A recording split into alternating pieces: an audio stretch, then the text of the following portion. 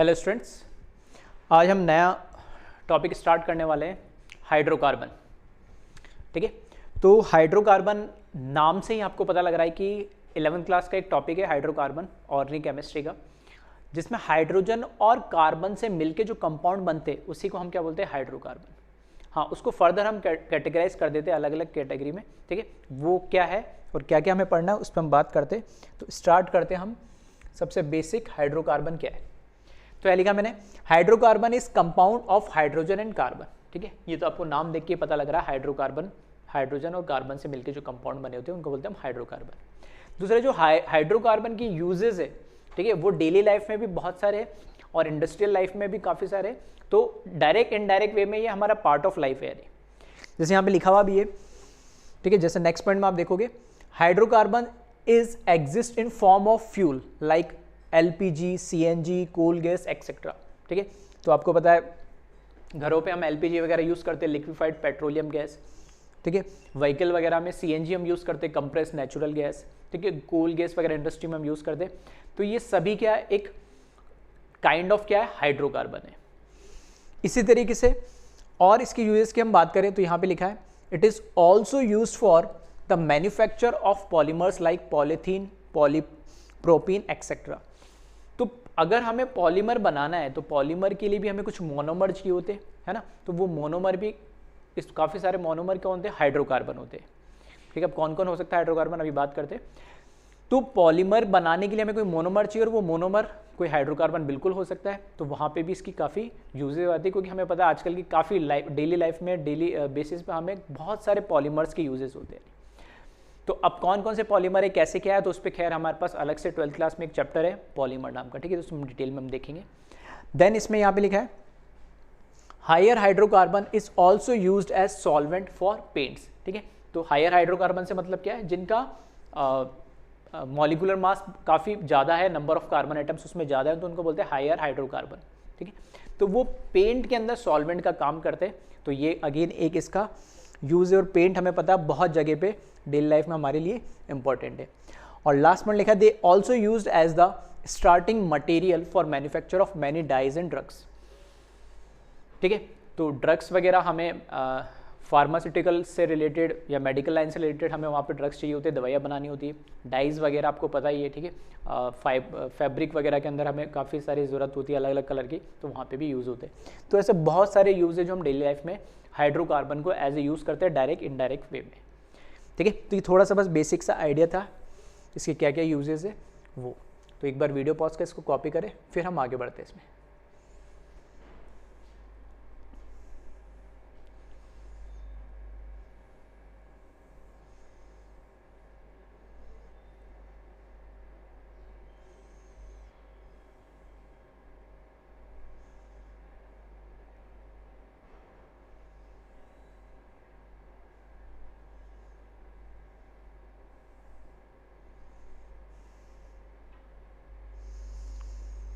चलिए, अब इसकी क्लासिफिकेशन की हम बात करें तो 3 कैटेगरी में इसको क्लासिफाई करा हमने हाइड्रोकार्बन को।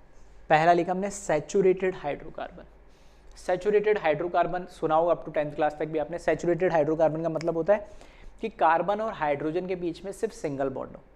कार्बन कार्बन जितने भी कार्बन है उसके अंदर, हाइड्रोकार्बन में जितने भी कार्बन है, और कार्बन और हाइड्रोजन के बीच में तो हमें पता है वैसे सिंगल बॉन्ड ही होता है। तो ऑलमोस्ट हम कहते हैं कि सारे सिग्मा बॉन्ड या सिंगल बॉन्ड हो कार्बन कार्बन और कार्बन हाइड्रोजन को, तो हम ऐसे हाइड्रोकार्बन को बोलते हैं सैचुरेटेड। और उसका कॉमन एग्जांपल है एल्केन। ठीक है, तो एल्केन एक हाइड्रोकार्बन है और उसको हमने कैटेगरी में रखा सैचुरेटेड हाइड्रोकार्बन में। इसी तरीके से दूसरी कैटेगरी हमने बनाई अनसैचुरेटेड हाइड्रोकार्बन। अनसैचुरेशन का मतलब है कि कार्बन कार्बन के बीच में आइदर डबल बॉन्ड आ रहा है या फिर ट्रिपल बॉन्ड आ रहा है। ठीक है, एटलीस्ट एक डबल बॉन्ड या एक ट्रिपल बॉन्ड अगर किसी भी कार्बन चेन में आ जाए तो हम उसको कैसे बोलते हैं, अनसैचुरेटेड हाइड्रोकार्बन। तो हमें पता ही अनसैचुरेशन किसके अंदर होगा, या तो एल्कीन में जिसमें डबल बॉन्ड होगा कम से कम एक, और एल्काइन जिसमें कम से कम एक ट्रिपल बॉन्ड होगा। तो एल्केन, एल्कीन, एल्काइन ये क्या है, एक हाइड्रोकार्बन ही है, बस इनको अलग अलग कैटेगरी में हमने रखा है। और थर्ड कैटेगरी की हमने बोली एरोमेटिक हाइड्रोकार्बन, और एग्जांपल के लिए बेंजीन। तो एरोमेटिक क्या होता है, एरोमेटिसिटी क्या होती है, ये सब चीज़ें है ना हमने ऑलरेडी डिस्कस करी है किसके अंदर, हमारे पास GOC के अंदर। तो 2 चैप्टर में हमेशा कहता हूँ ऑर्गेनिक केमिस्ट्री अगर आपको इजी और कन्वीनियंट और समझना है, रटने का तो फिर तो कहीं से भी कर लो, कोई फ़र्क ही नहीं पड़ता है। नहीं, अगर आपको ऑर्गेनिक समझनी है और उसको याद रखनी है, क्योंकि कोई चीज़ समझोगे तो याद रखना थोड़ा सा आसान होगा, तो 2 चैप्टर बहुत इंपॉर्टेंट है, एक तो जीओसी और एक आइसोमेरिज्म। आइसोमेरिज्म में बहुत ज़्यादा डिटेल, ऑप्टिकल में भी ना जाओ, फिर भी एक बेसिक आइडिया आपको होना चाहिए स्ट्रक्चर में कौन कौन से आइसोमर होते हैं, ठीक है, ज्योमेट्रिकल कैसे कैसे हो सकता है, ऑप्टिकल में एनेंचोमर, मेजो, डाइस्ट, बेसिक डेफिनेशन तो एटलीस्ट पता हो, बहुत ज़्यादा आपको क्वेश्चन की वेरिएशन नहीं पता हो, लेकिन बेसिक ये जो टर्मोलॉजी ये तो आपको क्लियर होनी चाहिए, ठीक है। जीओसी की काफ़ी इंपॉर्टेंस है। तो एरोमेटिसिटी क्या होती है तो हमने ऑलरेडी बात कर ली है, ठीक है, साइक्लिक कंपाउंड होना चाहिए, सारे एटम उसमें कॉन्जुगेशन का पार्ट होना चाहिए, हक्कल्स रूल्स होता है, 4n+2 पाई इलेक्ट्रॉन उसमें होने चाहिए, ठीक है, तो वो कंपाउंड कैसा होता है, एरोमेटिक होता है, जीओसी में हमने देखा था। तो एग्जाम्पल के लिए बेंजीन और उससे रिलेटेड जो भी कंपाउंड जो एरोमेटिक होते हैं तो उनको एरोमेटिक हाइड्रोकार्बन हम बोलते हैं, ठीक है। तो 3 कैटेगरी, सैचुरेशन में एल्कीन, अनसैचुरेशन में एल्कीन एल्काइन और ये एरोमेटिक। तो इस चैप्टर में एक्चुअल में हमें पढ़नी ये 4 ही चीज़ें, क्या, सबसे पहले हम एल्केन के बारे में पढ़ेंगे, फिर एल्कीन के बारे में, फिर एल्काइन के बारे में और लास्ट में हम बेंजीन और उससे रिलेटेड रिएक्शन में। अब ये हर पूरी ऑर्गेनिक है ना, 11, 12 कोई सा भी टॉपिक हो ऑर्गेनिक का, पूरी केमिस्ट्री ऐसे ही चलती है, मतलब ऑर्गेनिक केमिस्ट्री ऐसे चलती है। एनसीईआरटी भी देखोगे तो उसमें आपको समझ में आएगा। बेसिक पहले एल्केन क्या है, एल्कीन क्या है, एल्काइन क्या है, जनरल फार्मूला क्या है, ठीक है। फिर उसकी वो बात कर देता है थोड़ा सा नोमेनक्लेचर की, ठीक है, वो भी हम चलो टॉपिक वाइज देख ही लेंगे, जैसे जैसे आएगा नोमेनक्लेचर भी, और साथ में वो फिर बात करता है आइसोमेरिज्म की। तो सबका अलग अलग आइसोमर बताया था, तो हमने पूरा आइसोमेरिज्म एक चैप्टर ही अलग पढ़ लिया है। तो जीओसी और आइसोमेर अलग पढ़ने से ये चीज़ बार बार जो रिपीट हो रही थी अलग अलग चैप्टर में थोड़ा थोड़ा, तो हमने उसको एक साथ पढ़ लिया, ठीक है। तो वो चीज़ हमारी कवर हो गई। अब हर चैप्टर में क्या है, जैसे मैंने बोला एल्केन है, तो एल्केन का क्या है, सबसे पहले तो एल्केन क्या है वो आपको थोड़ा सा पता होना चाहिए, तो बेसिक आइडिया कोई बड़ी बात नहीं। सबसे इंपॉर्टेंट ऑर्गेनिक के रेस्पेक्ट में बात करूँ तो पहले तो एल्केन की प्रिपरेशन कैसे होती है वो, और दूसरा उसकी प्रॉपर्टीज में भी फिजिकल केमिकल होती है तो उसमें भी केमिकल प्रॉपर्टी, मतलब एल्केन बनाया कैसे जाता है और फिर एल्केन की क्या क्या रिएक्शन होती है। 2 कैटेगरी हर ऑर्गेनिक केमिस्ट्री का जो भी चैप्टर है या जो भी टॉपिक है उसके लिए सबसे इंपॉर्टेंट है, उस पर थोड़ा सा हमारा फोकस ज़्यादा होगा। बाकी चीज़ें तो हमने डायरेक्ट इनडायरेक्ट में पढ़ ली और जैसे जैसे कुछ नई चीज़ आएगी हम उसको देख लेंगे, ठीक है। चलिए, तो इसको वीडियो पॉज करके कॉपी करें, फिर हम स्टार्ट करते हैं इसमें।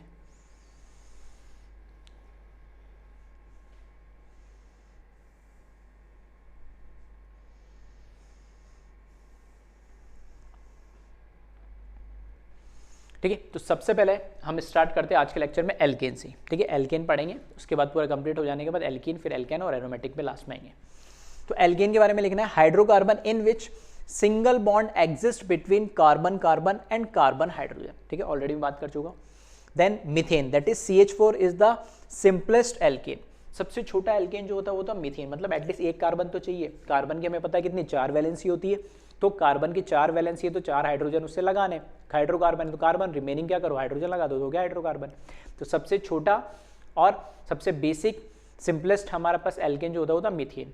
2 कार्बन होगा तो इथेन, ठीक है, वर्ड रूट वगैरह हम ये नोमेनक्लेचर के अंदर पढ़ती है थोड़ा सा, और फिर भी मैं साथ के साथ बताता भी चलूँगा कि उसमें मीथ, ईथ, प्रॉप जो ये वर्ड रूट यूज़ करते हैं उस नंबर ऑफ कार्बन के अकॉर्डिंग उसी के अकॉर्डिंग नाम देना, मीथेन, इथेन, प्रोपेन, ठीक है। एल्केन में सफिक्स ANE आ जाता है।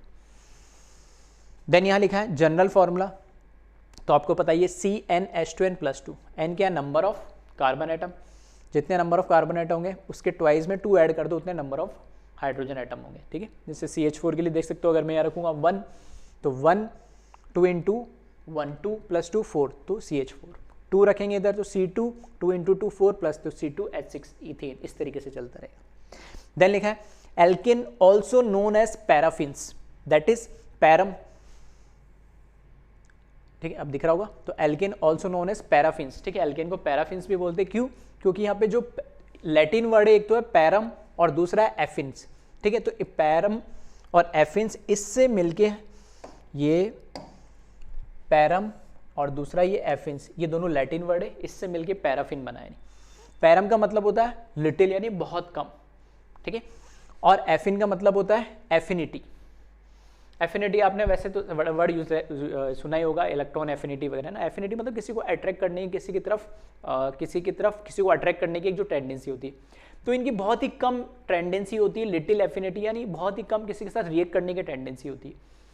तो नॉर्मल कंडीशन में ये रिएक्शंस नहीं करती, लेकिन हाँ कंडीशंस हम जैसे चेंज करेंगे तो रिएक्शंस देती है, ऐसा नहीं कि रिएक्शन करती नहीं, लेकिन बहुत एल्कीन और एल्काइन के अगर हम उनसे कंपेयर करेंगे, या बात कैसे होगी, ऐसा नहीं कि एल्केन रिएक्शन नहीं करते, एल्केन भी रिएक्शन देते, लेकिन अगर हम कंपेयर कर रहे हैं एल्कीन और एल्काइन के कंपैरिजन में, तो उनके कंपैरिजन में ये लेस रिएक्टिव होता है, इसलिए इनको पैराफिन्स भी बोलते हैं। देन नेक्स्ट पॉइंट दे रखा है, alkenes are inert under normal conditions as they do not react with acids, base and other reagent. ठीक है, तो नॉर्मली एसिड, बेस और रिएजेंट से रिएक्ट नहीं करते, लेकिन हाँ थोड़ा सा जैसे कंडीशन चेंज करोगे, प्रेशर टेम्परेचर को ड्रास्टिक कंडीशन लाओगे तो रिएक्शन जरूर करते हैं। ठीक है, चलिए इसको कॉपी करें।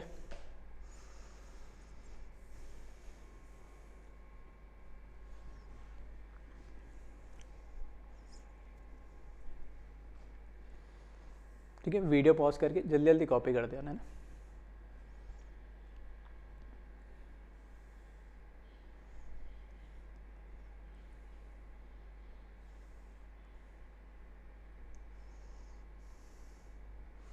चलिए अब थोड़ा सा इंपॉर्टेंट यहाँ आ गया, नोमेनक्लेचर से हम स्टार्ट करते। तो नोमेनक्लेचर में भी जैसे एक तो होते कॉमन नेम और एक होता है आईयूपीएसी नेम। ठीक है, तो आईयूपीएसी नेम पे भी आएगा, लेकिन कुछ कॉमन नेम है एल्केन के, एटलीस्ट वो तो आप ध्यान रखिएगा। ठीक है, 1 2 3 कितने, 4 कार्बन है, 4 कार्बन है हमारे पास। ठीक है, 1 2 3 4, तो 4 कार्बन के लिए वर्ड रूट, ठीक है, क्या होता है, ब्यूट। तो वैसे तो ये ब्यूटेन, लेकिन कॉमन नेम जो इसका है, ठीक है, उस कॉमन नेम में इसको ब्यूटेन के अलावा एन ब्यूटेन भी कई जगह लिखा होता है। ठीक है, तो ठीक है, ब्यूटेन तो लिखा हुआ ही होता, वो नहीं लिख रहा मैं, एन ब्यूटेन लिख रहा हूं मैं। एन जहां पे भी लगा दे रहा है उसका मतलब है लीनियर। ठीक है, कोई ब्रांचिंग वगैरह नहीं है, जिसको एन ब्यूटेन भी बोलते हैं। ठीक है, देन 4 कार्बन में एक अरेंजमेंट और हो सकता है कि एक कार्बन कहीं से भी मैं हटा दूं। ठीक है, जैसे यहाँ से मैंने कार्बन हटाया, अब उसको यहाँ पे लगाऊंगा तो वापस वही बन जाएगा, और उस 4th को उठा के 1 पे लगाऊंगा तो भी वापस वही बन जाएगा। तो एक ही पॉसिबिलिटी 4 को हटा के कहाँ लगाऊं, 2 पे लगाऊं, तभी एक अलग स्ट्रक्चर बनेगा। तो यहाँ पर आप देखोगे तो 1 2 3 है तो टोटल 4 कार्बन, लेकिन इसको एन ब्यूटेन नहीं बोलेंगे इस बार। ठीक है, इसको इस बार एन ब्यूटेन नहीं बोलेंगे। तो अब इसमें, ठीक है, आईयूपीएसी के अकॉर्डिंग तो नाम इसमें क्या हो जाता, इस तरीके से मैं क्या करता, लॉन्गेस्ट कार्बन चेन ऐसे सेलेक्ट करो या ऐसे सेलेक्ट करो, कोई फर्क नहीं पड़ता, सेम ही आती है दोनों। तो मैंने यहाँ पे चलो नंबरिंग दे दी, ठीक है, यहाँ मैंने नंबरिंग दे दी इधर से 1 2 3, 1 2 3 यहाँ से दोगे तो भी कोई फर्क नहीं पड़ेगा। तो 2 मिथाइल प्रोपेन, ये तो हुआ इसका आईयूपीएसी नेम, लेकिन अभी हम किसकी बात कर रहे हैं, जनरल नेम की बात कर रहे हैं। तो जो इसका नाम है, ठीक है, जो इसका नाम है वो, ठीक है, ये तो हुआ 2 मिथाइल प्रोपेन, इसका आईयूपीएसी नेम, और इसको बोला जाता है आइसोब्यूटेन। है तो 4 कार्बन, लेकिन इस तरीके से अगर अरेंज है, ठीक है, इस तरीके से अगर अरेंज है कि एक कार्बन मिडल वाले कार्बन से जुड़ गया, सॉरी एक मिथाइल एल्काइल ग्रुप मिडल वाले कार्बन से जुड़ गया, तो हम इसको क्या बोलते हैं, आइसोब्यूटेन। तो 4 कार्बन के 2 अरेंजमेंट पॉसिबल है, चारों एक लाइन में लगा दो, या फिर अब कहीं से भी एक हटा के कहीं यहाँ लगाओ तो सेम ही होगा, और वहाँ लगा दो तो भी वापस सेम बन जाएगा। तो ये 2 के अलावा और कोई पॉसिबिलिटी है नहीं।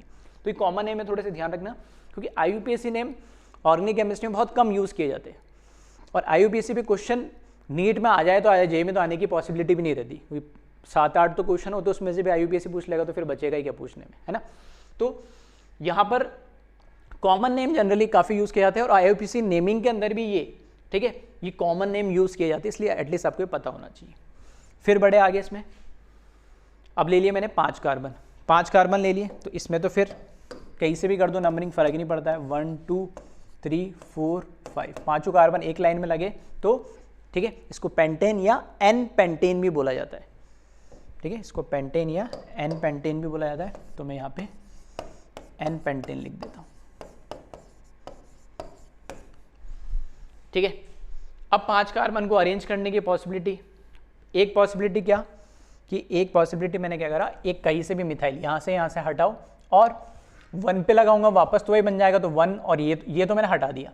अब 4 में से 1 पे तो लगा नहीं सकता मैं, है ना, तो किस पे लगाऊं, 2 पे लगाऊं या 3 पे लगाऊं या 4 पे लगाऊं। ठीक है, 2 3 या 4 पे, तो 2 पे लगाऊंगा तो ये स्ट्रक्चर मिलेगा, तो यहाँ से मिथाइल हटाया और मैंने 2 पे लगा दिया। अब अगर इसके नेमिंग की बात करें तो लॉन्गेस्ट चेन लेनी है, या तो इन चारों को ले लो या इन चारों को ले लो, कैसे भी ले लो, ठीक है। तो सिंप्लिसिटी के लिए मैंने क्या करा, इन चारों को ले लिया, ये मेरी मेन पेरेंट चेन होगी। अब इसमें मेरे को नंबरिंग करनी है, नंबरिंग करनी है तो कहाँ से करते हैं हम, जहाँ से नंबर क्या पड़े, मिनिमम पड़े। यहाँ से करूँगा तो 1 2 3 सब्स्टिट्यूएंट का नंबर होना चाहिए मिनिमम 3 आ रहा है, जबकि यहाँ से करूँगा तो 2 आएगा, तो मैं लेफ्ट टू राइट करूँगा इसकी नंबरिंग, ठीक है। हालांकि IUPAC नेम नहीं लिख रहा हूँ, फिर भी इसको मैं बोलूँगा 2 मिथाइल ब्यूटेन, ठीक है। इसको क्या बोलूँगा, IUPAC नेम क्या होगा इसका, 2 मिथाइल ब्यूटेन, 2 पे लगा हुआ मिथाइल और ये क्या होता है, ब्यूटेन। लेकिन इसका जो कॉमन नेम है वो आपको थोड़ा याद रखना है, उसके लिए मैं ये बता रहा हूँ। ये इसको बोला जाता है, जैसे वहाँ आइसोब्यूटेन बोला जाता है ना, वैसे यहाँ इसको आइसोपेंटेन बोला जाता है, ठीक है। 5 कार्बन है, लेकिन एक लॉन्गेस्ट चेन में 4 ही है और एक नीचा रेंज है, तो इसको क्या बोला जाता है, आइसोपेंटेन बोला जाता है, ठीक है। देन फिर नेक्स्ट देखें, अब 5 कार्बन में से देखो, अब एक तो यहाँ लगा दिया मैंने, अब पॉसिबिलिटी क्या है, इसको हटा के, अगर फोर्थ को हटा के मैं यहाँ लगा दूँ तो वापस वैसे ही बन जाएगा, ये कोई फ़र्क नहीं पड़ता है। और अगर किसी के दिमाग में ये आ रहा है यहाँ पे कि सर इस पे ना हटा लगा के, इस पे मतलब यहाँ से 5th हटाएं तो 2 पे ना लगा के और इसको क्या करते आप 3 पे लगा देते, तो बेटा ये हटा के यही तो लगता, तो भी मैं यहाँ से नंबरिंग कर देता तो सेम ही बनता, कुछ अलग थोड़ी बनता। हाँ, अब इसमें क्या चेंज कर सकते, तो इसमें हम चेंज ये कर सकते कि अब ये हटा के यहाँ लगाओगे तो लीनियर हो जाएगा, ये हटा के यहाँ लगाओगे तो लीनियर हो जाएगा, ये हटा के वापस यहाँ लगाओगे तो ये वापस से आइसोपेंटेन बन जाएगा। आराम से करके देख लेना जैसे जैसे मैंने बोला है। अब यहाँ पर मैंने क्या करा, इस फोर्थ को फिर हटाया इसमें से, और यहाँ पे तो हटाए तो इधर से लगाने का मतलब नहीं, इधर लगाओगे तो वापस क्या बन जाएगा, आइसोपेंटेन बन जाएगा, और यहाँ लगाओगे तो वापस आइसोपेंटेन। तो एक पॉसिबिलिटी यही लगाओ 2 पे, तो वहाँ से फोर्थ से हटा के इसको 2 पे लगाया तो ये स्ट्रक्चर बनेगा आपको। फिर से इसमें वही है, अगर IUPAC नेमिंग अगर आपको करनी है तो लॉन्गेस्ट चेन क्या हो सकती है, मैक्सिमम 3 की हो सकती है। 1 2 3 ऐसे ले लो, 1 2 3 ऐसे ले लो, या 1 2 3 1 2 3 या 1 2 3 कैसे भी ले लो, 3 ही मैक्सिमम हो सकती है। और नंबरिंग तो इसमें भी फिर कहीं से भी कर दो, नंबरिंग सेम ही आ रही, 1 2 3 2 पे आएगा, यानी तो 2 2 डाइमिथाइल प्रोपेन है IUPAC नेम। बट इसका इंपॉर्टेंट क्या है, कॉमन नेम जो इसको बोला जाता है नियोपेंटेन, ठीक है, ये जरूर याद रखिएगा, ठीक है। तो 4 कार्बन और 5 कार्बन वाले थोड़े इंपॉर्टेंट है, तो इसको थोड़ा सा ध्यान रखना। चलिए, तो वीडियो पॉज करके इसको कॉपी कर ले, फिर हम IUPAC पे देखते हैं, ठीक है। एटलीस्ट 4 और 5 वाले तो आपको पता होने चाहिए।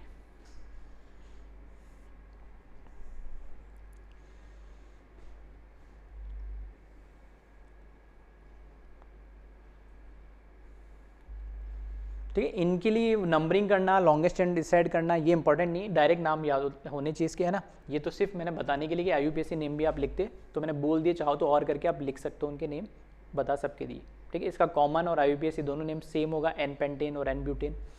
इसका आइसोब्यूटेन है, IUPAC नेम 2 मिथाइल प्रोपेन होगा। इसका IUPAC नेम 2 मिथाइल ब्यूटेन होगा, जिसको हम आइसोपेंटेन बोल रहे हैं।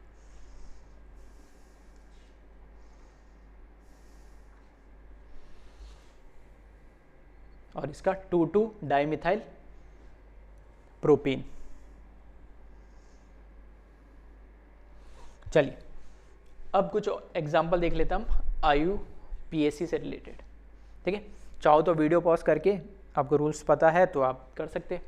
सबसे हमें पहले क्या करना होता है, लॉन्गेस्ट कार्बन चेन डिसाइड करनी होती, तो काउंट करें, जो दिख रही है उसे वो कर लेते हैं। 1 2 3 4 5 6 7 1 2 3 4 5 6 1 2 3 4 5 6 7। या तो आप ये वाली चेन डिसाइड करें या फिर ये वाली चेन डिसाइड करें, ठीक है। दोनों में 7 आ रहे हैं। अब कैसे चेन डिसाइड करते हैं, चेन डिसाइड इस तरीके से किया जाता है कि उसमें नंबर ऑफ ब्रांचेस ज़्यादा है। जब मैं ये मेन चेन डिसाइड कर रहा हूँ तो इसमें एक ही है और एक ही 2 ब्रांच आ रही है। अगर मैं ये चेन डिसाइड कर रहा हूँ तो इसमें 1 और 2 ये ब्रांच आ रही है, तो सेम ही है, ठीक है। तो हालांकि उससे कोई फ़र्क नहीं पड़ेगा, तो फिर भी मैंने बता दिया, ठीक है। मैं रूल तो नहीं लिख रहा, लेकिन वर्बली बता दिया कि अगर आपको ऐसे नंबर ऑफ कार्बन चेन 2 अलग अलग मिल रही हो तो आपको कैसे डिसाइड करना है, कौन से सेलेक्ट करूँ, तो जिसमें नंबर ऑफ ब्रांचेस ज़्यादा आ रही, लेकिन इसमें दोनों ही केस में नंबर ऑफ ब्रांचेस सेम ही मिल रही है, एक ये और उस केस में भी 2 ही मिल रही है, तो इसमें सेम ही साइड से स्ट्रक्चर है। तो लॉन्गेस्ट चेन सिंप्लिसिटी के लिए मैंने अभी ये डिसाइड कर ली, ये मेरी कार्बन चेन है, मेन चेन बोलते हैं जिसको, या पेरेंट चेन बोलते हैं। अब बात आती है इसकी नंबरिंग की। नंबरिंग कहाँ से करें हम, लेफ्ट टू राइट करे या राइट टू लेफ्ट करे? चलो एक बार दोनों कर देता हूँ मैं इसको। 1 2 3 4 5 6 7, ठीक है, 7 कार्बन हो गए। रिवर्स ऑर्डर में भी कर देता हूँ इसको मैं। 1 2 3 4 5 6 7, ठीक है। अब इसमें क्या होता है, एक रूल होता है मिनिमम लोकेंट नंबर, ठीक है। मिनिमम लोकेंट नंबर का मतलब क्या है कि जितने भी हमारे सब्स्टिट्यूएंट है, पहले तो लॉन्गेस्ट चेन हमने डिसाइड कर ली। अब उसमें नंबरिंग करते समय आपको ये ध्यान रखना है जितने भी हमारे सब्स्टिट्यूएंट है या जितने भी ब्रांचेस है उनकी नंबरिंग का समेशन मिनिमम होना चाहिए। फॉर एग्जाम्पल अगर मैं लेफ्ट टू राइट अगर काउंट करूँ, लेफ्ट टू राइट करूँ तो 3 पे इथाइल है और 5 पे मिथाइल है, तो 3 + 5 इसका समेशन क्या आएगा 8।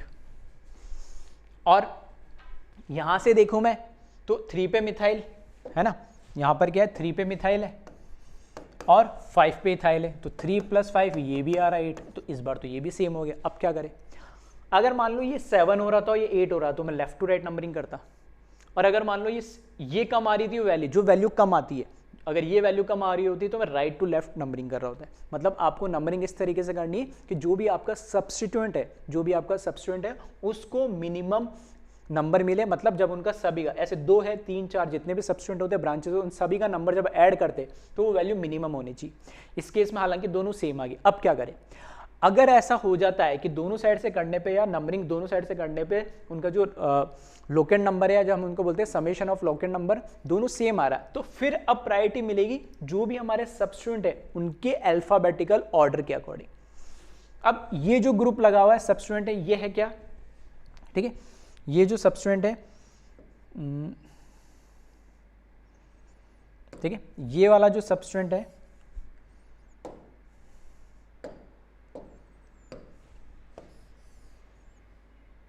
ये है इथाइल, और ये वाला जो है ये है मिथाइल। मिथाइल में M यूज होता है और इथाइल में E यूज होता है, ठीक है। मिथाइल में M यूज होता है और इथाइल में E यूज होता है। अब अल्फाबेटिकल ऑर्डर में देखना कि पहले कौन आता है, तो हमें पता है E पहले आएगा, यानी इससे डिसाइड नहीं करना है कि इसमें 2 कार्बन है 3 कार्बन है, ये ब्रांच बड़ी है छोटी, ऐसे डिसाइड नहीं करना होता है, ठीक है। अगर नंबरिंग दोनों की सेम आ रही है तो आपको डिसाइड उनको नाम के अल्फाबेटिकल ऑर्डर के करना है। अब जो सब्स्टिट्यूएंट है तो उसको हम क्या बोलते हैं, एल्काइल, ठीक है। एल्केन से EN हटा के YL लगा दे तो एल्काइल, तो ये इथाइल और ये मिथाइल। अब इन दोनों के अंदर हमें बस अल्फाबेटिकल देखना है, तो इसका नाम M से शुरू होता है, इसका E से शुरू होता है, तो अल्फाबेटिकल ऑर्डर में देखेंगे तो E पहला आता है, तो इसको प्रायोरिटी मिलेगी। तो नंबरिंग में लेफ्ट टू राइट रखूंगा क्योंकि इसको नंबर मिनिमम मिले। आई क्या बात समझ में, ठीक है। चलिए, तो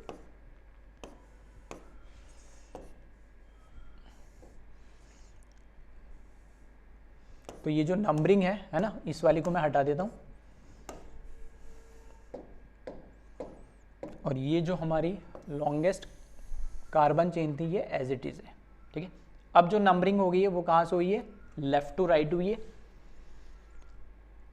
ये भी हमने देख लिया मिनिमम लोकेंट रूल सेम हो गया, ठीक है। रूल मैं समझाते आ रहा हूँ, लिख नहीं रहा हूँ, है ना। तो अगर आपको ऐसा लगता है कि याद नहीं रहेंगे तो आप चाहो तो रूल साथ के साथ लिख सकते हैं, लेकिन एग्जाम्पल से मैं रूल्स बताते चल रहा हूँ, ठीक है। अब हमें करनी है इसकी नेमिंग करनी है, तो नेमिंग हमें पता है, ठीक है। जब भी हम इसकी नेमिंग करेंगे तो नेमिंग का रूल हमें पता है।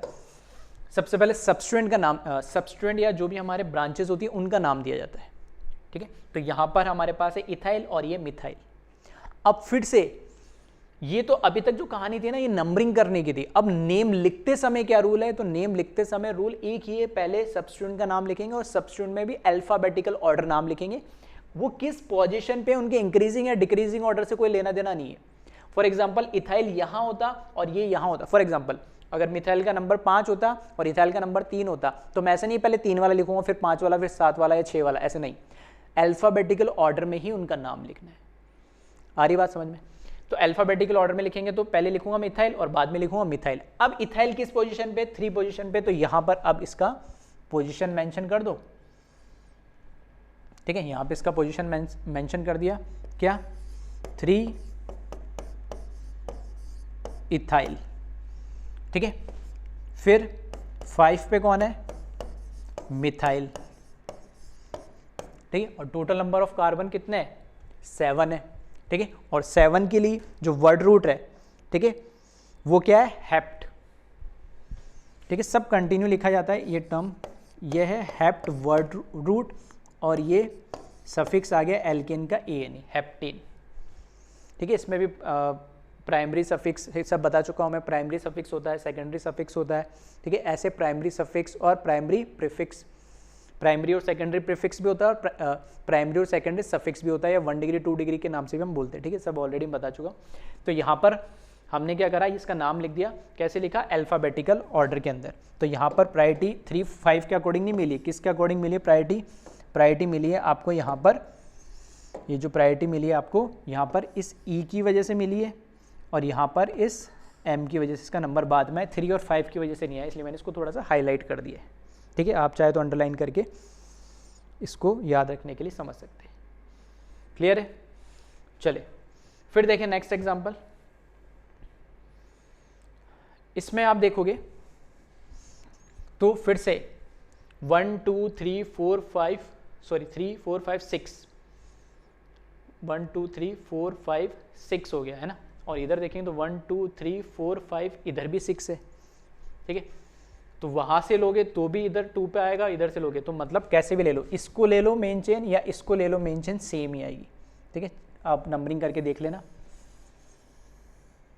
दोनों में 6 कार्बन ही आएंगे। तो ये मैंने मेन पेरेंट चेन सेलेक्ट कर ली। अब मुझे इसकी क्या करनी है, नंबरिंग करनी है। अब नंबरिंग करने के लिए फिर से एक तो मैं लेफ्ट टू राइट लिख दूँ, 1 2 3 4 5 और 6, और एक राइट टू लेफ्ट लिख दो, लिखना चाहो तो आप 1 2 3 4 5 और 6।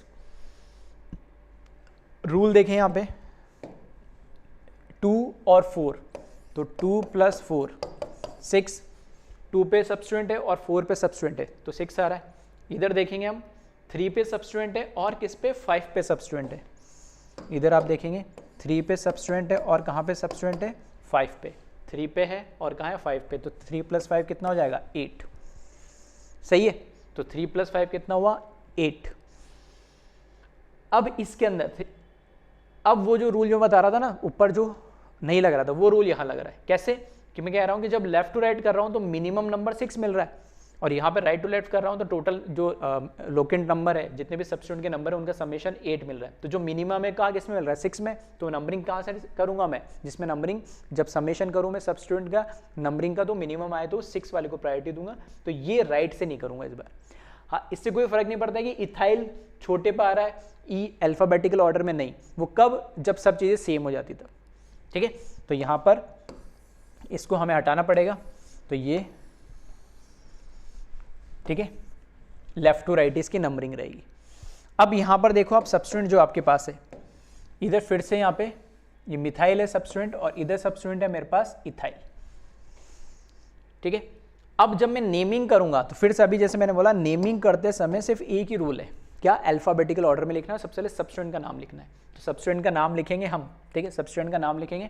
तो यहाँ पे 2 और यहाँ पर है 4, ये ई से शुरू होता है, ये एम से शुरू हो रहा था, तो 4 पे है, उससे कोई फर्क नहीं पड़ेगा, पहले अल्फाबेटिकल ऑर्डर में ई आता है। तो मैं यहाँ पे इसका नेम लिखूंगा 4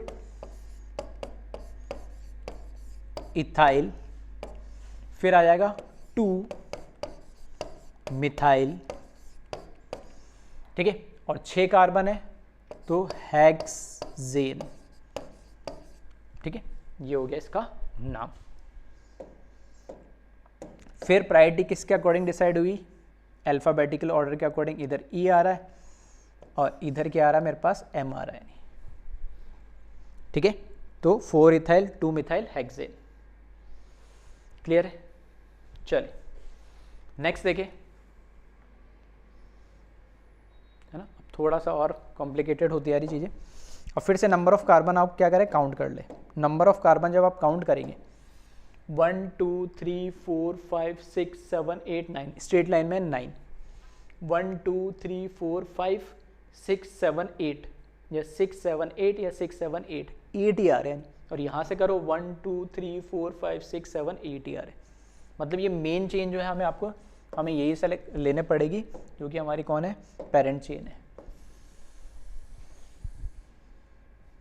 ठीक है, अब बात करते हैं नंबरिंग की। लेफ्ट टू राइट करेंगे तो 1 2 3 4 5 पे आ रहा है, और यहाँ से करेंगे 1 2 3 4, यहाँ से भी 5 पे आ रहा है। तो हालांकि इससे तो कोई फर्क ही नहीं पड़ेगा, लेफ्ट से करो राइट से करो सेम ही नंबर आ रहा है। तो यहाँ पे लिखा मैंने 1 2 3 4 5 6 7 8 9, यहाँ से करते 1 2 3 4 5। ठीक है, तो यहाँ से भी सेम ही आता। अब ये तो ये नंबरिंग, मेन चेन सेलेक्ट कर ली, उसकी नंबरिंग हमने कर दी। अब बात करते हैं इसके सब्स्टिट्यूएंट का नाम करना है।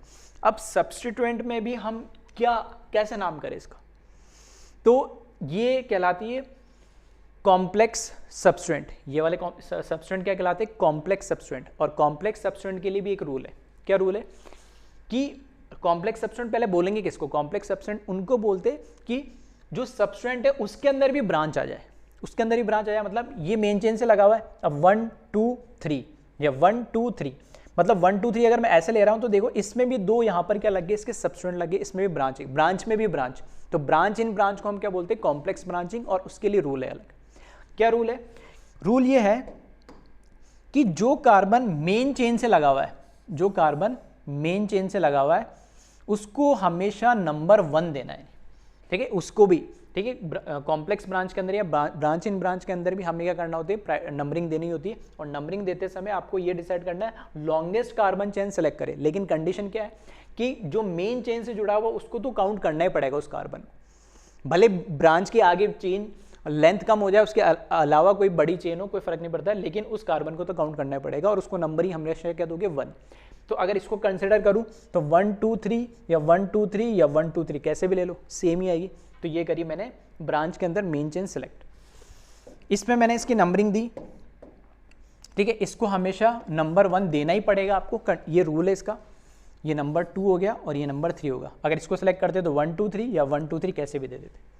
ठीक है, ये हुआ सब्स्टिट्यूएंट के अंदर मैंने क्या करा, मेन चेन सेलेक्ट करी और उसमें नंबरिंग दे दी। अब इसमें देखोगे तो 2 पे 2 सब्स्टिट्यूएंट है, मिथाइल और मिथाइल।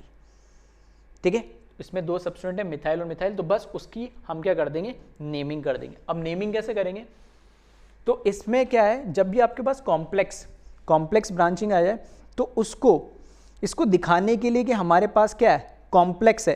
ठीक है, दिखाने के लिए कि हमारे पास क्या है, कॉम्प्लेक्स है। तो जो कॉम्प्लेक्स ब्रांच होता है, सब्स्टिट्यूएंट होता है, उसको हमेशा ब्रैकेट में लिखा जाता है। कैसे, सब्स्टिट्यूएंट का लगा हुआ 5 पे, तो मैंने यहाँ पे लिखा, देखना मैंने यहाँ लिखा, सॉरी मैंने यहाँ लिखा 5। ठीक है, क्या लिखा मैंने यहाँ पे 5 पे हमारा क्या लगा हुआ है, सब्स्टिट्यूएंट लगा हुआ है। तो यहाँ पर लगाया ब्रैकेट इस तरीके से। ठीक है, 5 पे क्या लगाया, हमारा सब्स्टिट्यूएंट लगाया, तो इस पे लगाया हमने ब्रैकेट। अब पहले इस ब्रांच का हम सब्स्टिट्यूएंट का नाम देंगे। तो सब्स्टिट्यूएंट में अब एक तरीके से इसको मान लो ये हमारी मेन पेरेंट चेन हो गई सब्स्टिट्यूएंट की। तो मेन पेरेंट चेन में हम पहले क्या देते हैं, सब्स्टिट्यूएंट का नाम देते हैं। तो इसके सब्स्टिट्यूएंट कौन होंगे, ये 2 पे और 2 पे कौन है, मिथाइल। तो यहाँ पे मैं इस तरीके से लिख रहा हूँ कि 5 तो ये मेन चेन है, ब्रैकेट लगाया मतलब हमारी ब्रांच शुरू हो गई। और ब्रांच के अंदर भी आप देखोगे तो 2,2 2 बार आपको बताना पड़ेगा। 2,2 मतलब 2 पे 2 बार 2 मिथाइल लगे हुए, अलग अलग होते तो अलग अलग नाम देता, लेकिन यहाँ पर ठीक है। ठीक है, तो यहाँ पर मैंने लिखा 2,2 क्यों, मतलब कि 2 पे एक ये ग्रुप और एक ही ग्रुप। अगर अलग अलग नाम होता तो मैं ऐसे लिखता, अगर मान लो एक मिथाइल इथाइल होता तो एक लिखता 2 मिथाइल और 2 इथाइल। और पहले कौन लिखता, तो अल्फाबेटिकल ऑर्डर में इथाइल आया था, 2 इथाइल और 2 मिथाइल। लेकिन दोनों सेम ही है, तो दोनों की पोजीशन मैंने मेंशन करी, मतलब 2 लगे हुए, इसलिए लिखा 2,2। और दोनों ही मिथाइल है तो डायरेक्ट क्या लिख दें यहाँ पे, डाई मिथाइल। ठीक है, ये लिखा मैंने डाई मिथाइल। ये अभी किसका नाम दिया, इन दोनों का नाम दिया बस मैंने। अब इसके अकॉर्डिंग जो ये मेन चेन है 1 2 3 कार्बन की, तो प्रॉप वर्ड रूट। ठीक है, तो यहां से इसके अकॉर्डिंग प्रॉप वर्ड रूट, क्योंकि ये अभी ओवरऑल खुद क्या एक सब्स्टिट्यूएंट है, कोई मेन चेन तो है नहीं, तो प्रोपेन नहीं लिखना, YAL आएगा, जैसे मिथाइल में आया तो यहां पर आएगा प्रोपाइल। और फिर ये ब्रैकेट क्लोज कर दिया। तो ये नाम किसका लिखा मैंने, इस कॉम्प्लेक्स सब्स्टिट्यूएंट का लिखा। अब आ जाओ मेन चेन पे, कितने कार्बन है 9, तो नॉन एन आया समझ में, ठीक है। तो ब्रांच के अंदर भी ब्रांच आ जाए तो हमेशा ध्यान रखना पहला कार्बन नंबर आपको उसमें भी एक मेन चेन सेलेक्ट करनी होती है, लेकिन नंबर 1 उसको देना पड़ेगा जो मेन पेरेंट चेन से सेलेक्टेड, वहां से जितने मैक्सिमम नंबर हो कार्बन की हो सकती है वो ले ले, या मैक्सिमम नंबर हो जितने भी सब्स्टिट्यूट उसमें कनेक्ट हो सकते हैं। अब यहाँ से आपने क्या करा, पहले ब्रैकेट लगाना है, क्योंकि सिर्फ नाम दे देते तो हमें कैसे पता लगता है इसमें ब्रांच इन ब्रांच है, तो ये ब्रैकेट से मुझे पता लगता है कि ये ब्रांच के अंदर ब्रांच आ रही, मतलब कॉम्प्लेक्स ब्रांचिंग हुई। आई बात समझ में? चलिए फिर देखिए नेक्स्ट,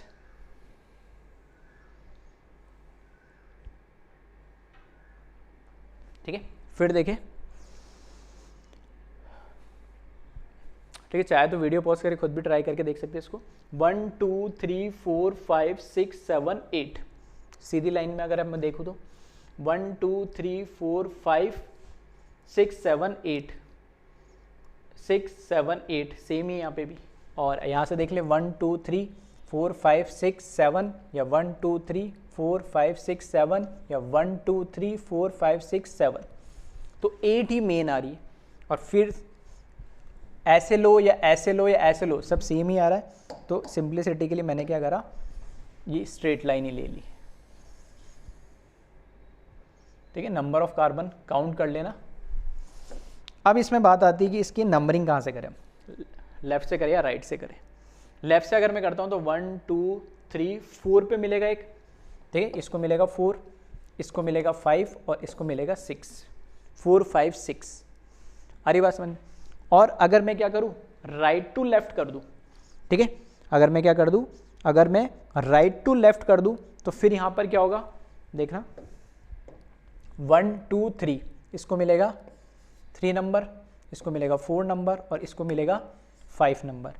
ऐड कर ले दोनों को, 5 + 4 + 3, ठीक है, कितना हो जाएगा 12, और यहाँ पे इसको ऐड कर ले 4 + 5 9 और 9 + 6 15, तो ये नंबर ज़्यादा आ रहा है इसमें और इसमें नंबर कम है, तो ये वाली चेन सेलेक्ट करेंगे, right to left, left to right नहीं चलेंगे इस बार।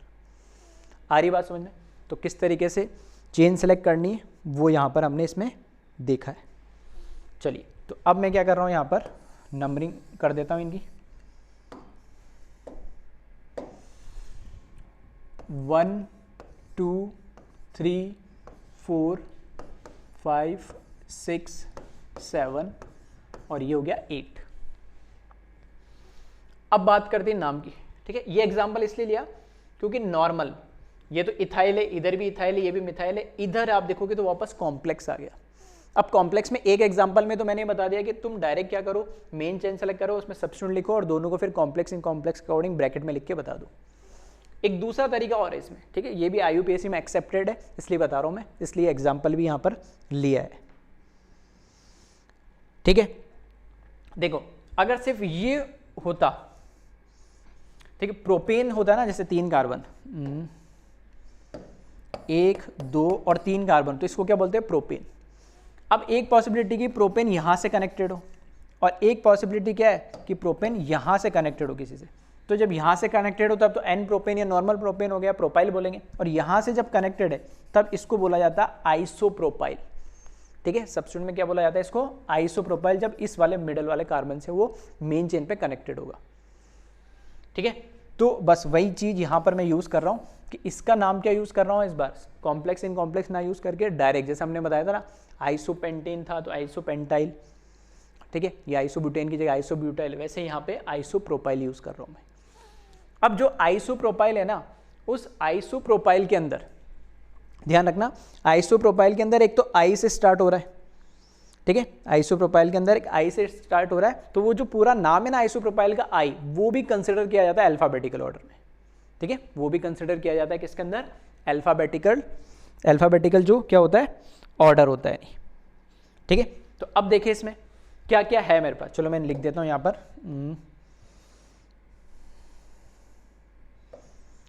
ये तो आइसोप्रोपाइल है तो आई लिखा इसका, ये मिथाइल है तो इसका M लिखा, और ये दोनों क्या है, इथाइल है तो E लिखा।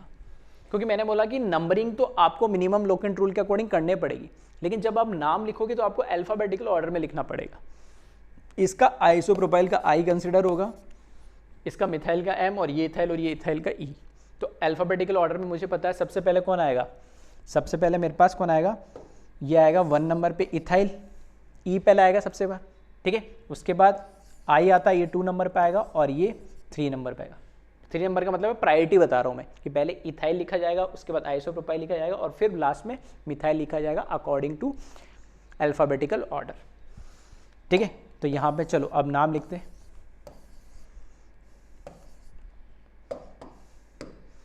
तो सबसे पहले ई लिखा जाएगा। अब 3 पे ये भी इथाइल है, ये भी इथाइल है, ठीक है। तो यहाँ पे लिख रहा हूँ मैं 3,3 डाई इथाइल। अब ध्यान रखना ये डाई इथाइल का डी यूज नहीं किया गया है, डाई इथाइल का डी यूज नहीं करता है, डाई ट्राई इनका यूज नहीं किया जाता है, ठीक है। तो इथाइल का ई यूज करा, देन फिर आइसोप्रोपाइल का आई यूज करेंगे। तो कहां पर है ये 5 पे, तो 5 आइसोप्रोपाइल, ये आया 5 आइसोप्रोपाइल। देन 4 पे आ जाएगा ये मिथाइल, और लास्ट में कितने कार्बन है हमारे पास, ठीक है 1 2 3 4 5 6 7 8 कार्बन है, ठीक है। तो ऑक्ट आ जाएगा इसका वर्ड रूट, तो ऑक्टेन हो जाएगा ये। अब ध्यान रखना यहाँ पे जो मैं समझाना चाह रहा था इस एग्जांपल से कि अल्फ़ाबेटिकल ऑर्डर में किसको लिया और किसको नहीं लिया। यहाँ पे अल्फ़ाबेटिकल ऑर्डर में एम से डिसाइड करा हमने, या अल्फ़ाबेटिकल ऑर्डर में आइसोप्रोपाइल का आई भी कंसिडर किया है हमने, ठीक है। और यहाँ पर डी नहीं कंसिडर किया है, किसको कंसिडर किया, ई को कंसिडर किया है। 3 पे आ रहा है, ये 5 पे आ रहा है, ये 4 पे आ रहा है, पहले कौन आ रहा है बाद में कौन आ रहा है उससे कोई मतलब नहीं है लेना देना। जब नाम लिखते हो तो अल्फ़ाबेटिकल ऑर्डर में लिखना है। तो ध्यान रखना डाई ट्राई वगैरह ये जो आते हैं, ठीक है, उन वो अल्फ़ाबेटिकल ऑर्डर में नहीं कंसिडर करना उसको, तो ई से डिसाइड करा। हाँ आइसोप्रोपाइल, आइसोब्यूटाइल, ठीक है, इस तरीके से जो आ रहे वो हम यूज़ कर सकते हैं अल्फ़ाबेटिकल ऑर्डर में डिसाइड करने के लिए, ठीक है। चलिए चलो एक लास्ट एग्जांपल और देख लेते हैं, 5th वन, ठीक है। चाहो तो वीडियो पॉज करके आप नाम लिख सकते हैं इसका, ठीक है। अब इस केस के अंदर, ठीक है, इसको नॉर्मल भी आप लिख सकते हैं, कोई दिक्कत नहीं है ना। फिर से इसमें एक अलग तरीके से नाम बताना चाह रहा हूँ, वो भी एक्सेप्टेड है, तो देखना 1 2 3 4 5 6 7 8 9 10, ठीक है। कहीं हाइड्रोजन कम ज़्यादा हो जाए, मिस हो जाए तो मैनेज कर लेना है ना, लिखते समय हो जाता है, जैसे इसमें देखिए नहीं है, सही है, ठीक है। तो कितने 1 2 3 4 5 6 7 8 9 10 है। 1 2 3 4 5 6 7 8, या फिर 1 2 3 4 5 6 नहीं होगा, 1 2 3 4 5 6 7 8 9 और 1 2 3 4 5, तो लॉन्गेस्ट चेन तो आपकी यही होगी जो यहाँ पे दिख रही है आपको, ठीक है। तो इस तरीके से सारी पॉसिबिलिटी आपको चेक करने पड़ेगी पहले, ऐसा नहीं कि हमेशा यही होगी। यहाँ तो एग्जांपल इस तरीके लिया ताकि देखने में समझने में आसान हो। तो सबसे पहले आपको लॉन्गेस्ट कार्बन चेन सेलेक्ट करनी पड़ेगी। अब बात आती है उसकी नंबरिंग की। तो नंबरिंग कहाँ से 1 2 3 4 करेंगे और यहाँ पाएगा 5, और यहाँ से करेंगे तो 1 2 3 4 5 6 और 7 आ रहा है। तो कहाँ से करेंगे, लेफ्ट टू राइट ही करेंगे। तो 1 2 3 4 5 6 7 8 9 और यहाँ पे 10, ठीक है। चलिए ये दो ही नंबरिंग। अब बात करते, देखो इसमें भी ऐसे बोल सकता हूँ कि ये मेन चेन होगी, ये ब्रांच होगी, या फिर इसमें बोलो 2 मेन चेन होगी, ये ब्रांच। तो कॉम्प्लेक्स इन कॉम्प्लेक्स दोनों साइड है। तो एक तो पॉसिबिलिटी है कि ऑप्शन में ये भी मिल जाए कॉम्प्लेक्स इन कॉम्प्लेक्स, तब तो आप नेमिंग कर दो। और उसके अलावा, ठीक है, उसके अलावा अगर कॉम्प्लेक्स इन कॉम्प्लेक्स नहीं है, ठीक है, तो जैसा मैंने बताया था अभी, आप आइसोप्रोपाइल या सेकेंडरी ब्यूटाइल वगैरह यूज़ कर सकते हैं, वो भी यहाँ पर यूज़ कर सकते हैं। तो अब देखना इसको, तो मैं क्या लिख रहा हूँ, अब वो कॉम्प्लेक्स वाला तो एक बता ही दिया, तो अब की बार मैं इसको देखना यहाँ से लिख रहा हूँ, ये कहलाएगा सेकेंडरी ब्यूटाइल। ये 4 कार्बन को हम क्या बोलते हैं, ब्यूटेन बोलते हैं। अब उस 4 कार्बन में कहाँ से जुड़ा हुआ मेन चेन से, ये उस कार्बन से जुड़ा हुआ है जिसकी डिग्री क्या है 2, और डिग्री क्या होती, वो कार्बन कितने नंबर ऑफ कार्बन से जुड़ा है, मतलब इस उससे मत देखना 1 2 3 की कोई बोले 3 डिग्री, नहीं, इसके अंदर सिर्फ ये जो ग्रुप है इसको देखा अभी, ठीक है, एल्काइल के फॉर्म में। अब इसकी डिग्री देखेंगे तो 1, ये 2 और ये 1, तो इसकी डिग्री 2 है, तो इसलिए 2 डिग्री या फिर सेकेंडरी, तो सेकेंडरी ब्यूटाइल भी बोलते हैं इसको। ये अभी हमने बात करी थी, इसको क्या बोला हमने, आइसोप्रोपाइल। तो एक दूसरा, मतलब एक तो वो नेम तो मैंने बताई दिया कॉम्प्लेक्स इन कॉम्प्लेक्स, एक दूसरे तरीके से बता रहा हूँ, ठीक है, ये भी लिखा हो तो एक्सेप्टेड है ये IUPAC में। तो ठीक है, अब यहाँ पे क्या लिखा हमने, आइसोप्रोपाइल, और यहाँ पे क्या लिखा, सेकेंडरी ब्यूटाइल।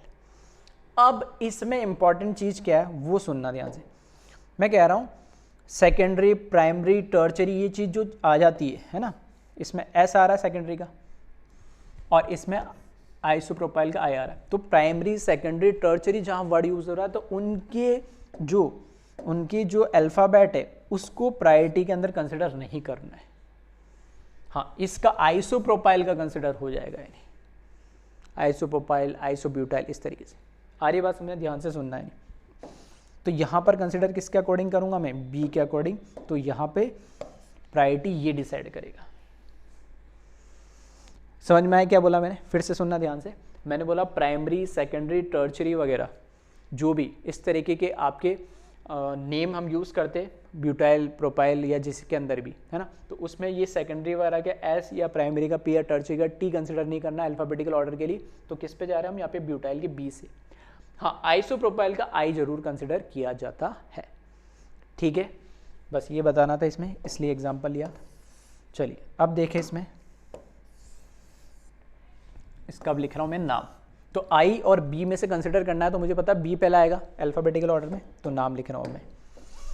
तो ये पहले आएगा, तो ये कहाँ पे लगा, 5 नंबर पे लगा हुआ है, तो 5, इसको कैसे लिखेंगे, ये लिखा सेकेंडरी का SEC, ठीक है, सेकेंडरी का क्या लिखा मैंने, SEC, और फिर लिखा ब्यूटाइल, सेकेंडरी ब्यूटाइल। फिर 4 नंबर पे हमारा लगा आइसोप्रोपाइल, 4 नंबर पे लगा हमारा, ठीक है। फिर कितने की, 10 कार्बन की चेन है, तो डेक, वर्ड रूट, और एन आ जाएगा एल्केन के लिए डेकेन। आई बात समझ में। तो यहां मैं मार्क कर देता हूं कि इसका तो आई कंसिडर किया गया है आइसोप्रोपाइल का, बट इसका क्या लिया गया हमने, बी से डिसाइड करा, एस से डिसाइड नहीं करा। तो बी पहले आता, आई बाद में आता, इसलिए ब्यूटाइल पहले लिखा गया। अदरवाइज अगर एस से करता तो आइसोप्रोपाइल पहले लिखा जाता है, ठीक है। चलिए, तो इसको वीडियो पॉज करें और कॉपी कर ले, ठीक है। तो बाकी रूल्स हम पहले डिस्कस कर चुके हैं ना, फिर भी टॉपिक वाइज में एक बार रूल्स बस वर्बली बोल दे रहा हूँ, समझा रहा हूँ एग्जांपल से, तो जहाँ पे भी थोड़ी बहुत कॉम्प्लिसिटी है उसको, ठीक है, अपने डाउट दूर कर लेना। तो वीडियो पॉज करके इसको कॉपी करते जाए।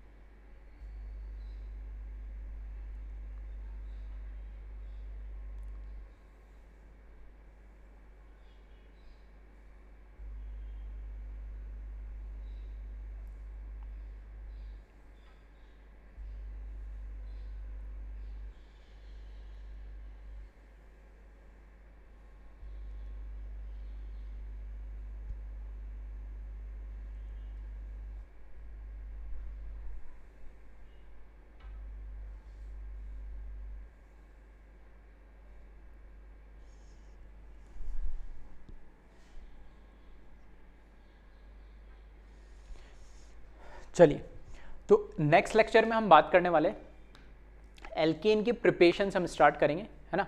तो आज तो थोड़ा पहला लेक्चर था और ये थोड़ी बेसिक से हमने आइडिया दिया था, और थोड़ा सा इसमें कॉमन नेम और IUPAC में थोड़ा सा टाइम लिया है ना। तो थोड़ा सा आप देख लेना, पहले भी डिस्कस कर चुके हैं, और फिर भी कोई दिक्कत हो तो फिर भी आराम से सुन लेना। रूल मैंने बोल दिए जो भी थे, अगर आपको लगता है कि लिखने चाहिए तो आप अपने अकॉर्डिंग लिख लेना उन रूल्स को, वीडियो पॉज करके, है ना, ठीक है। तो नेक्स्ट लेक्चर में हम एल्केन की प्रिपरेशन से स्टार्ट करेंगे, जो कि हमारे ऑर्गेनिक में बोले तो सबसे इंपॉर्टेंट दो ही चीज़ें, किसी भी जो भी हमें फंक्शनल ग्रुप दे रखा है या जो भी हमें कंपाउंड दे रखा है जैसे एल्केन एल्कीन अल्काइन, तो उसकी प्रिपरेशन और दूसरा उसकी केमिकल रिएक्शन, ये सबसे ज़्यादा इंपॉर्टेंट है। बाकी तो सब चीज़ें जो भी होगी हम देख लेंगे। ठीक है, चलिए, ओके, थैंक यू क्लास।